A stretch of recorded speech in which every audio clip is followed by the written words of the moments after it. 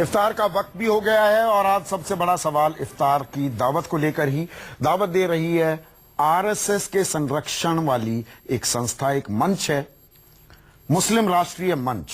अगुवाई कर रहे हैं, एक अगुवाई करने वाले हैं इंद्रेश जी। पार्लियामेंट एनेक्स में ये इफ्तार की दावत है। न्योता प्रधानमंत्री नरेंद्र मोदी को भी दिया गया है। प्रधानमंत्री मोदी जाएंगे नहीं जाएंगे इस पर निगाहें टिकी हुई हैं। लेकिन विनोद बंसल, अब मैं पलटकर फिर पूछना चाहूंगा क्योंकि प्रधानमंत्री से जुड़ा सवाल मैंने आपसे अभी तक नहीं पूछा है। जाना चाहिए क्या? क्योंकि सिंबलिज्म, संकेत, संदेश क्या देते हैं ये बहुत अहम हो जाते हैं पब्लिक लाइफ में, और उसके मास्टर भी हैं नरेंद्र मोदी। अभी तक 4 साल पुरानी वो तस्वीर भारत के मुसलमान नहीं भूले हैं जो गुजरात में एक आयोजन हुआ और वहां पर एक मौलाना उन्हें एक टोपी भेंट करते हैं तो वो टोपी उन्होंने स्वीकारने से, पहनने से, स्वीकारी तो पर पहनने से इनकार कर दिया था। वो तस्वीर अभी भी जहन में कहीं ना कहीं अटकी हुई है।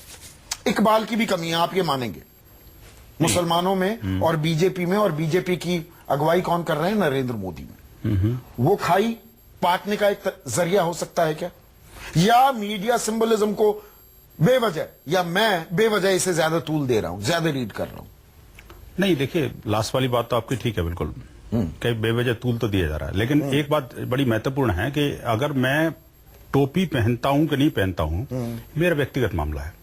लेकिन मौलाना साहब अगर मेरे को कहीं अपने कार्यक्रम में बुलाते हैं तो जाना न जाना मेरा अपना विवेक के ऊपर निर्भर करता है। एक भारत में हमेशा से, पर यहाँ पर वो एक साधारण शख्स नहीं है, वो एक विनोद बंसल या आलोक शर्मा या संदीप चौधरी नहीं है। लेकिन उनका प्रधानमंत्री जाना या ना जाना, यहाँ पर वो चले गए तो एक बहुत बड़ा संकेत होगा। कल की सारी बैनर हेडलाइंस यही होने वाली हैं।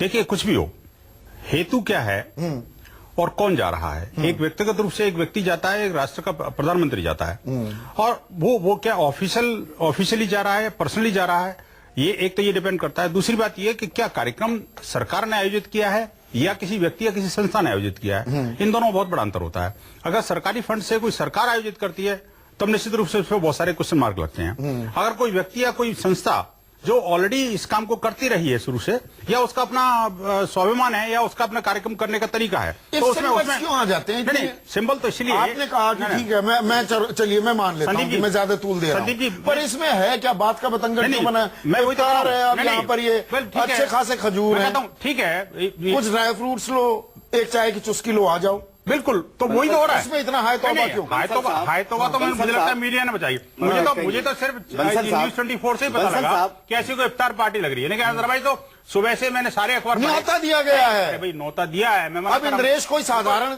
स्वयं सेवक तो नहीं है, आप ये तो मानेंगे ना? मैं कहता हूँ साधारण स्वयंसेवक नहीं है, निश्चित रूप से हमारे एक वरिष्ठ कार्यकर्ता हैं, वरिष्ठ अधिकारी हैं। लेकिन मैं इसके बाद साथ साथ ये भी कर रहा हूँ, और आरएसएस लगातार ये पहल करने की कोशिश करता है। ये दर्शकों को बताना बहुत जरूरी है। अच्छा है, एक मिनट नहीं, दर्शकों को ये बताना जरूरी है कि आरएसएस की जो मूल भावना है उसे लेकर एक खौफ है, चिंता नहीं, परेशानी नहीं, खौफ है मुसलमानों में।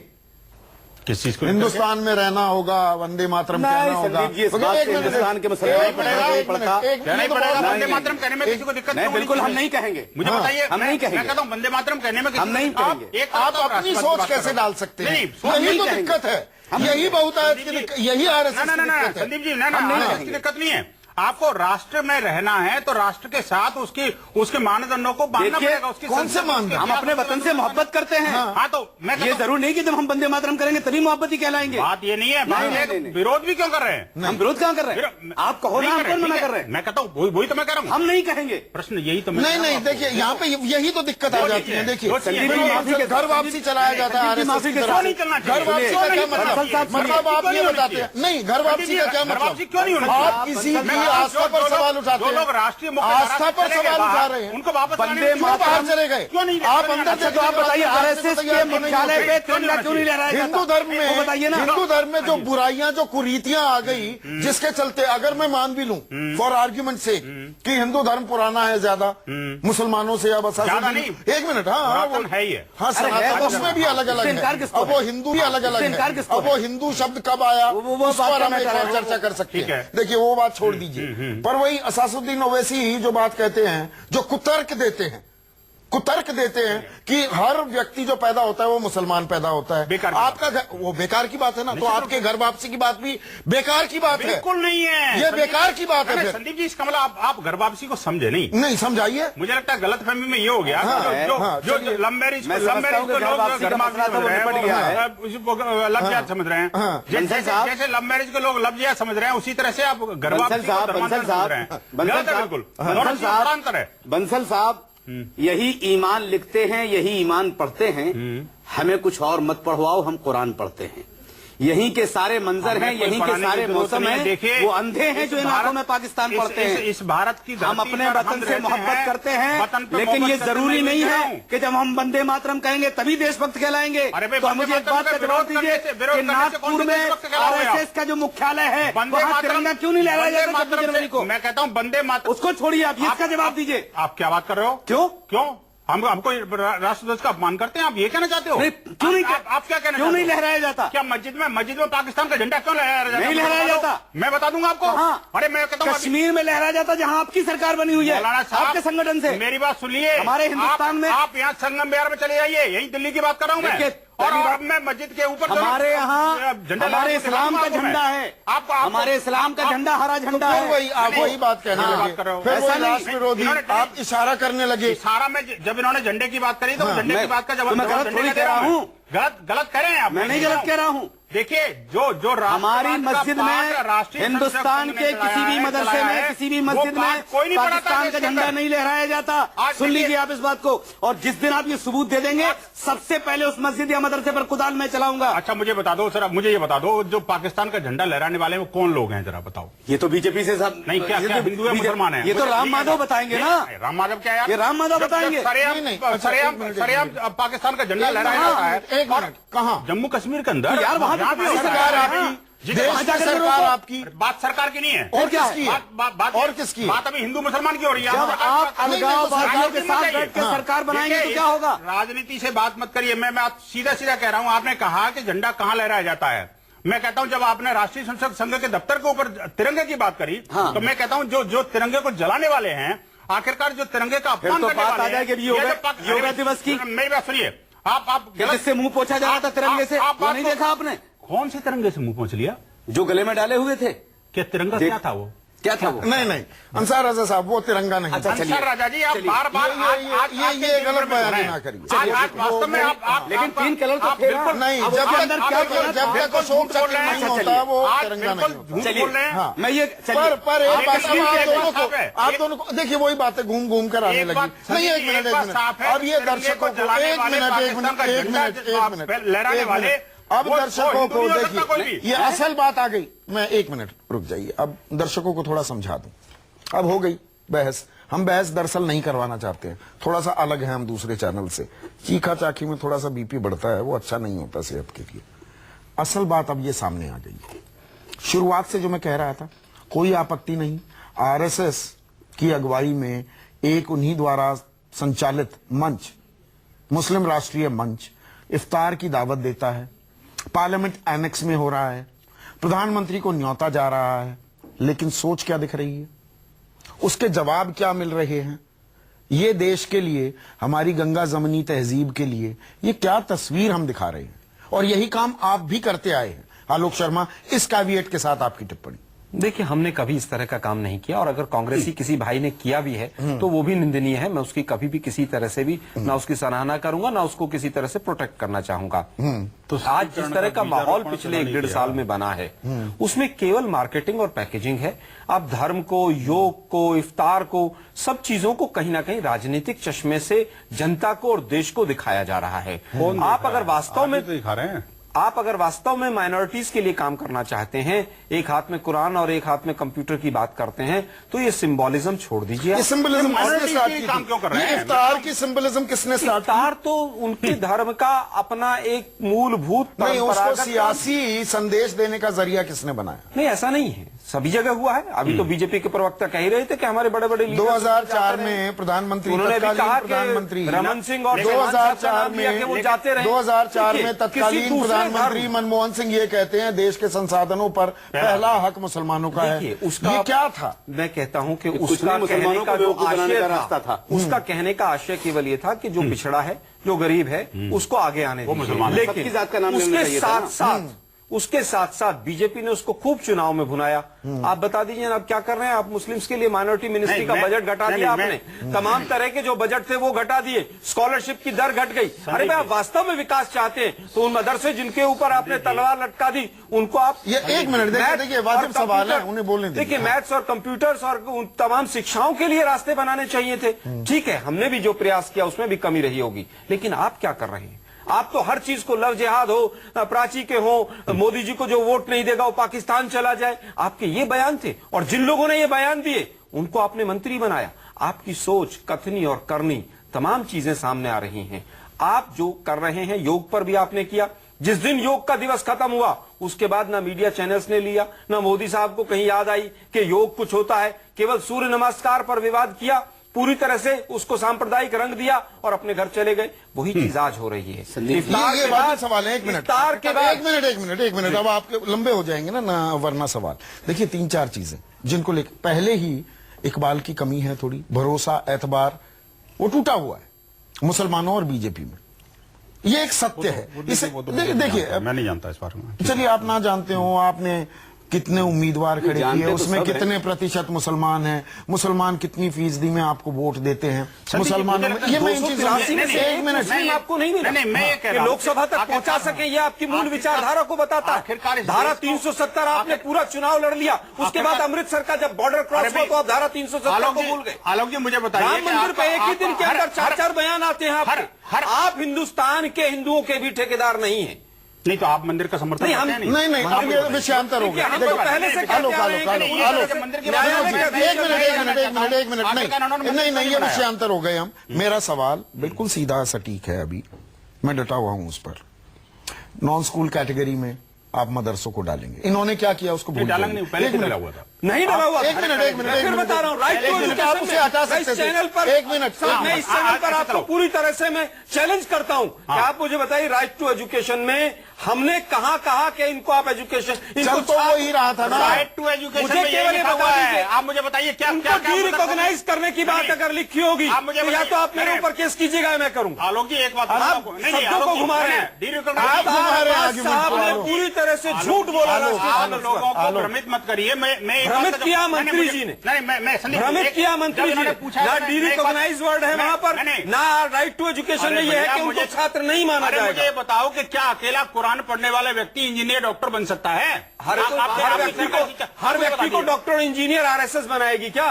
एक तरफ शशि शिशु मंदिर, राइट टू एजुकेशन। आप मुझे बताइए कि लाल बहादुर संस्कृत विद्यालय से क्या इंजीनियर निकल रहे हैं? राइट टू एजुकेशन कैसे निकल रहे हैं? लाल बहादुर शास्त्री संस्कृत विद्यापीठ से संस्कृत पढ़ के अगर आगे निकल रहा है, हिंदुस्तान का हर बच्चा तो इंजीनियर, डॉक्टर नहीं बनना है। आपको आलोक जी शायद भूल गए, लाल बहादुर शास्त्री विश्वविद्यालय में संस्कृत के साथ साथ आपकी हम कहाँ ले जा रहे हैं? चर्चा हम क्या कर रहे थे? माफी से दोनों को रोकना चाहूंगा। देखिए आलोक बाबू, आलोक बाबू, ठीक है, नहीं, चिल्लाने से बात नहीं बनती। एक मिनट, नहीं, आप भटकाइए मत। आलोक शर्मा, मोटी बात यह है, जो आप कह रहे हैं फेस वैल्यू पे सिर्फ उसको ऊपरी तौर पर देखा जाए तो वो सही है। RTE लगी, राइट टू एजुकेशन, 2009 में जी। नॉन स्कूल कैटेगरी में चलते रहे मदरसे सर, वो इसलिए जो स्कूल कैटेगरी में वो आता है सरकार की परिभाषा के तहत जो कोई सर्टिफाइड कोर्स हो, मदरसों से कोई सर्टिफिकेट नहीं मिलता है जी। आपने बिना स्टेट किए, बिना उसे ऑब्वियस किए, उसे नॉन स्कूल कैटेगरी में रखा। इन्होंने उसे इंस्टीट्यूशनलाइज कर दिया। दोनों में फर्क वही है, काम दोनों वही कर रहे थे। उसे छोड़िए, अच्छा उसे छोड़ देते। नहीं, मेरे पास सवाल, फिर वक्त की कमी है।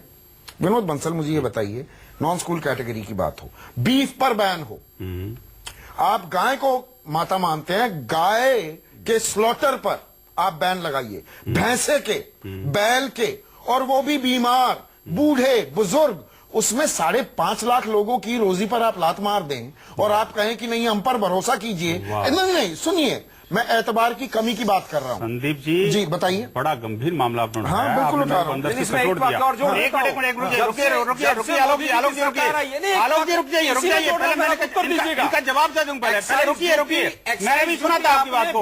आपको सुनना पड़ेगा, मशीनरियों पर घटा दिया आप समझना पड़ेगा, रेवोल्यूशन के ऊपर वोट मांगते थे। समझना पड़ेगा। देखिए संदीप जी, बताइए। अगर मेरी माँ बुढ़ी हो जाए, अगर मेरी माँ मान लो अपाहज हो जाए, अगर मान लो मेरी माँ अगर मेरी माँ बुढ़ी हो जाए, अगर मेरी माँ जो है शारीरिक रूप से परेशान हो जाए, तो क्या मैं माँ को काट के आप फिर देखिए, आप ना उसको सेंसेशनलाइज कर दो। दोनों तरह सवाल मेरा क्या था? देखिए सवाल क्या था? और सवाल इसलिए आपने बहुत देर हो गया, सवाल मुझे आपने चुप इसलिए रहते पूछा रहते। को गाय को आपने पशु माना। इसलिए कि मुझे बीच में बोलने की आदत नहीं है। माता है। मैं तो ये कहकर मैं भैंस और बैलों की बात कर रहा हूँ यहाँ नहीं, पर। भैंसों के बारे में किसी को कोई ऑब्जेक्शन नहीं है। है ना बात है ना। फिर आपने कानून नहीं पढ़ा जो बना है। नहीं, आपने नहीं पढ़ा, मुझे लगता है। मैंने पढ़ा है भाई साहब, बैल की बात है। मैं गाय के वंशज की सर, बात मैं है। आपको हरियाणा का भी कानून दिखा दूंगा। नहीं, मैं सुनिए, थोड़ा सा मुझे भी आ जाने दीजिए। अब आपके पास 30 सेकंड है। देखिए, वक्त मेरे पास थोड़ा सा मुझे भी आ जाने दीजिए। हाँ जी, बस 30 सेकंड में। भारत की अर्थव्यवस्था का आधार है वो भाई। चलिए, उसको कैसे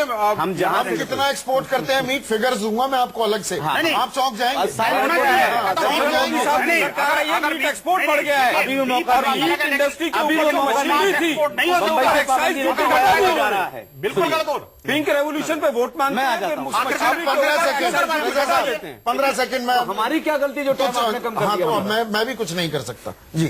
प्रधानमंत्री साहब रोजा अफ्तार पार्टी में जाएं न जाएं, न तो रोजा अफ्तार पार्टी की अहमियत बढ़ जाएगी न कम हो जाएगी। वो रोजा अफ्तार कर लेंगे तो हिंदुस्तान की जो तहजीब, गंगा जमनी तहजीब है, उसे एक मकाम मिलेगा। नहीं करेंगे तो हमारी सेहत पे फर्क पड़ने वाला नहीं, ना सवाब उसका कम हो जाएगा न बढ़ जाएगा। फिर अगर इस मर्तबा किसी भी रोजा अफ्तार पार्टी में नरेंद्र मोदी साहब शिरकत नहीं करते हैं, तो फिर वो सबका साथ सबका विकास का जो नारा है, ये ढकोसला बंद होना चाहिए। पर अब तो लगभग तय हो गया है, ये बात अब क्लियर हो रही है, क्योंकि 7:44 वो तो खत्म हो गया, उसमें तो नहीं गए। 7:44 हो गए हैं। तो इस इफ्तार की दावत का न्योता कबूला हम सिर्फ आपके चैनल से पूछना चाहते हैं, अब हो गया रजा साहब? नहीं कि वो क्या इफ्तार पार्टी करेंगे प्राइम मिनिस्टर या नहीं करेंगे? अब वो थोड़ा करना चाहिए नहीं करना चाहिए? मैं एक सवाल आपके चैनल के माध्यम से रखना चाहता हूं। ये बताओ मुझे, अब आप बोलते रहिए, मैं छोड़ दूं क्या? मन छोड़ दूं मैं? नहीं, नव दुर्गा जब होती है, हमारा भी व्रत होता है, आखिरकार उनके कोई पार्टी करता है क्या? बहुत बहुत शुक्रिया। ये बात अब तय हो गई है। अब 1 मिनट माइक बंद रखिएगा, माइक बंद कर दीजिए। हाँ, अब एक बात साफ हो गई है, 7:44 हो गए हैं कि प्रधानमंत्री ने इफ्तार की इस दावत का न्योता नहीं कबूला है। क्या ये एक मौका था रीच आउट करने के लिए, या अभी कुछ और इंतजार करना पड़ेगा? और इस वक्त एक और बड़ी खबर आ रही है। व्यापम घोटाले में संदेहास्पद मौतों का सिलसिला जारी है। हम मध्य प्रदेश की बात कर रहे हैं। अब घोटाले में दिल्ली के एक पत्रकार की मौत हो गई है। आज तक न्यूज चैनल से जुड़े अक्षय सिंह की मध्य प्रदेश के झाबुआ के मेघनगर में संदिग्ध हालत में मौत हुई। रिपोर्टिंग के दौरान अक्षय के मुंह से झाग निकलने लगी। उन्हें अस्पताल ले जाया गया, लेकिन इससे पहले ही उनकी मौत हो गई थी। मेरे साथ मेरे सहयोगी प्रशांत देव जुड़ चुके हैं। प्रशांत, मैं लगातार ये कहता आया हूं कि अब ये व्यापम घोटाला बॉडी काउंट स्टोरी बन चुका है, लेकिन यहां पर अब कोई आरोपी या गवाह की मौत नहीं हुई है। एक रिपोर्टर जो सच की तह तक जाना चाह रहा था। हुआ क्या पता लग रहा है? ये हुआ कैसे? देखिए, वो इंटरव्यू कर रहे थे और उसी दौरान उनकी जो वहां से हालात पता चले हैं, जो वहां पे जो लोग थे, तो उनके मुंह से झाग आया और उसके बाद थोड़ी देर में वो बेहोश हुए। उनको अस्पताल ले जाया गया और ब्रॉड डेथ डिक्लेयर कर दिया गया। और उसके बाद और तस्वीर साफ नहीं हो पा रही है। तो यहाँ तक कि जो वहाँ के पुलिस अधिकारी हैं, उनसे भी हमारी बात हुई, वो भी साफ कुछ नहीं कह पा रहे हैं। तो अब जो है इसका पीएम मतलब पोस्टमार्टम कराया जा रहा है, क्योंकि इसमें संदिग्ध स्थिति उत्पन्न हो गई है। क्योंकि झाबुआ एक ट्राइबल एरिया है और वहां पे वो गए थे एक इन्वेस्टिगेटिव स्टोरी करने, वो पता लगाने व्यापम घोटाले का पूरा सच क्या है वो जानने के लिए। और जो झाग आना, तो ये पहला ही शक होता है कि जहर की वजह से झाग आता है। तो वो तमाम चीजें वहां पे तस्वीर साफ नहीं हो पा रही है। इसी वजह से परिवार की तरफ से भी ये कहा गया है, कंसेंट लेटर जो दिया गया पोस्टमार्टम कराने के लिए, उसमें कहा गया है कि पैनल से पोस्टमार्टम रिपोर्ट पोस्टमार्टम कराया जाए। पत्रकार की भी अब संदिग्ध मौत हो गई है। 43 तक गवाहों की मौत का आंकड़ा पहुंच चुका था, जिसमें 30 से ज्यादा ऐसे जिनकी स्वाभाविक मौत कतई नहीं मानी जा सकती। अब एक पत्रकार का नाम भी इस फेहरिस्त में जुड़ गया है। अभी के लिए बस इतना ही। नमस्कार।